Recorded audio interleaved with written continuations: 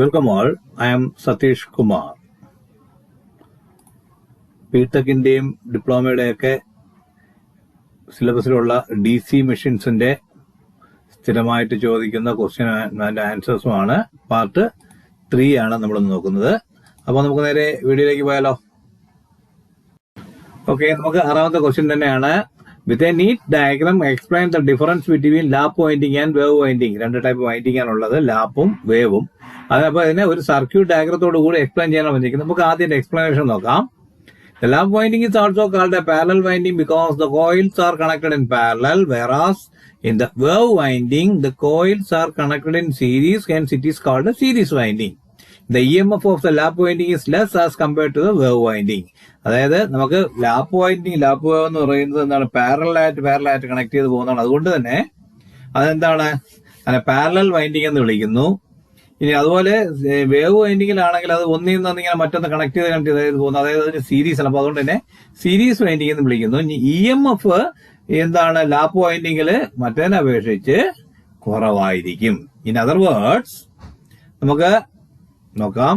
Lap winding is suitable for low voltage but high current generators. Wave winding is used for high voltage low current machines. When the lower current is required, it is necessary to use lap windings. നമ്മുടെ വണ്ടിയുടെയൊക്കെ വെഹിക്കിൾസിന്റെയൊക്കെ starter ഉപയോഗിക്കുന്നത് ശരിക്കും പറഞ്ഞാൽ lap winding ആണ്. കാര്യം അതിനകത്ത് high current ആവശ്യമാണ്, low voltage മതി. മറ്റു വലിയ ജനറേറ്ററുകൾക്ക് തിരിച്ചായിരിക്കും. അപ്പോൾ ഇതാണ് നമ്മുടെ ലാപ്പ് വൈൻഡിങ്ങിന്റെ വേവ് വൈൻഡിങ്ങിന്റെയും ഡിഫറൻസ്. നമുക്ക് അതിന് ഡയഗ്രാം ഒന്ന് നോക്കാം. അപ്പോൾ ഇതാണ് നമ്മുടെ ഡയഗ്രാം എന്ന് പറയുന്നത്. ലാപ്പ് വൈൻഡിങ് എന്ന് പറയുന്നത് ഒന്ന് കണക്ട് ചെയ്ത് പാരലായിട്ട് ക്രോസ് ചെയ്ത് പുറത്തു പോകുന്നു. പക്ഷെ വേവ് എന്ന് പറയുമ്പോൾ ഒന്നിൽ നിന്ന് കയറി ഇറങ്ങി പോകുന്നു, അടുത്തത് വേറൊന്നും കൂടെ കയറി ഇറങ്ങി പോകുന്നു. അപ്പം ഇതാണ് ഇതിനുള്ള ഡിഫറൻസ്. അപ്പോൾ ഇവിടെ നമുക്ക് നമ്പർ ഓഫ് ടേൺസ് വേവ് വൈൻഡിങ്ങിൽ കൂടുതലും മറ്റേ കുറവുമാണ്. അപ്പൊ ഇതാണ് നമ്മുടെ വൈൻഡിങ് ഡയഗ്രാം എന്ന് പറയുന്നത്. ഓക്കെ, നമുക്ക് 7ാമത്തെ ക്വസ്റ്റ്യനിലേക്ക് പോവാം.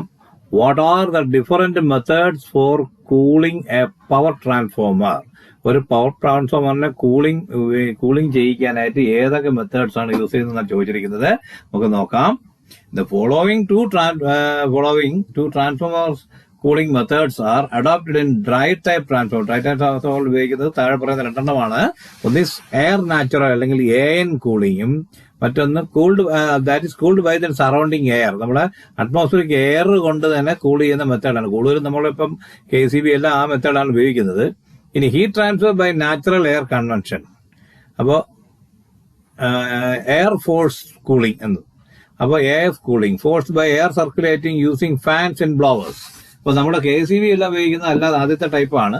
ഇവിടെ ഇതെന്ന് പറയുന്നത് എന്താണ്, ഒരു മോട്ടോർ. നമ്മളെ എന്താണ് ശരിക്കും പറഞ്ഞാൽ അതിന്റെ ഒരു എക്സാമ്പിൾ പറയുകയാണെങ്കിൽ നമ്മുടെ ഡെസ്ക്ടോപ്പിന്റെയും ലാപ്ടോപ്പിന്റെയും ഒക്കെ അകത്തൊരു ഫാൻ ഇരിക്കുന്നു. ആ ഫാൻ എന്ന് പറയുന്നത് പുറത്ത് കാറ്റിങ്ങനെ ഹീറ്റിനെ വലിച്ചെടുത്ത് പുറത്ത് കളയുന്ന എക്സോസ്റ്റ് ഫാൻ പോലെയാണ്. അപ്പൊ അതുപോലെയൊക്കെയാണ് നമുക്ക് എയർ ഫോഴ്സ് എന്ന് പറയുന്നത് ട്രാൻസ്ഫോമറിനകത്ത് യൂസ് ചെയ്യുന്നത്. ഓക്കെ, ഇനി ഏതൊക്കെയാണെന്ന് നമുക്ക് നോക്കാം. എയർ നാച്ചുറൽ AN, അതുപോലെ തന്നെ air blast or forced AF, oil natural air natural ONAN, oil natural air forced ONAF, oil natural water forced ONWF, oil forced water forced OFWF. ഇവിടെ നമുക്ക് ഓയിൽ നാച്ചുറൽ എയർ നാച്ചുറൽ ആണ്, ONAN ആണ് നമുക്ക് എന്താണ് നമ്മുടെ transformers, നമ്മുടെ power ട്രാൻസ്ഫോമേഴ്സിലാണ് കൂടുതലായിട്ട് ഉപയോഗിക്കുന്നത്. ഓക്കെ, അപ്പോൾ 8ാമത്തെ ക്വസ്റ്റ്യൻ എന്ന് പറയുന്നത് why transformers are rated in KVA? എന്തുകൊണ്ടാണ് ട്രാൻസ്ഫോമേഴ്സ് KVAയിൽ പറയുന്നത്? ട്രാൻസ്ഫോമേഴ്സ് മാത്രമല്ല, ഓൾട്ടർനേറ്റേഴ്സും അങ്ങനെ തന്നെയാണ്. എങ്കിലും why transformers are rated in KVA? Okay, നമുക്ക് ആൻസർ നോക്കാം. 2 ടൈപ്പ് ആൻസർ ഉള്ളത്. ഒന്ന് iron loss or voltage and copper loss of transformer depends on the current. Hence the total transformer heat loss depends on voltage ampere, അതായത് volt ampere, and independent of phase angle among voltage and current. That is, it is dependent of power factor.